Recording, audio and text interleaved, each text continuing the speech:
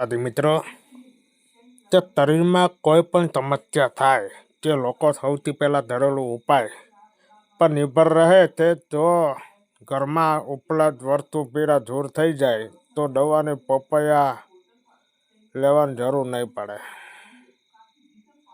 પકડી માટે પણ ઘણીવાર લોકો ઓપરેશન જગ્યાએ ઘરેલું ઉપાય શોધતા હોય. જો તમે પણ એવા ઉપાય વિશે જાણવું ઈચ્છતા છે તો પકડી ઓપરેશન વિના દૂર કરી શકે છે. તો પાકેલા પપૈયાનું બી વિશે જાણવું મહત્વપૂર્ણ છે. પથરી માટે પપૈયાનો બીનો ઉપયોગ પિત્તાશયની પકડી જે તેની પથરી બંને બાજુ પાકેલા હોય. પપૈયાની બી ફાયદાકારક માનવામાં આવે છે.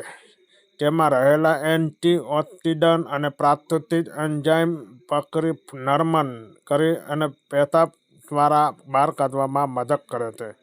પપૈયાની બીનો ઉપયોગ કેવી રીતે લેવા અને પપૈયાની બી કાઢી તેને સારી રીતે સૂકવી લેવો.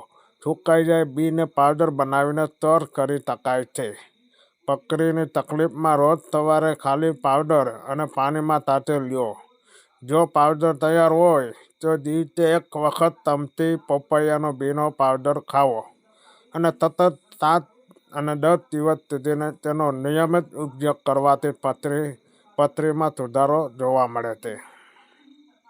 ફાયદા છે કિડની અને પિત્તાશય પકડી બંને મદદ કરે છે. શરીરમાં રહેલા ઝેરી તત્વો દૂર કરે છે. પથરી બનવાની પ્રક્રિયા રોકવામાં સહાય કરે છે. પપૈયાની બી નાની પકડી માટે અસરકારક છે, પરંતુ જો પકડી વારંવાર થાય તો અથવા મોટી હોય તો ડૉક્ટરની લેવાની જરૂર છે. અને આ પકડી મિત્ર હોય તેને શેર કરજો અને ન સમજાય તો વાંચી લેજો. જય જવાન, જય કિસાન.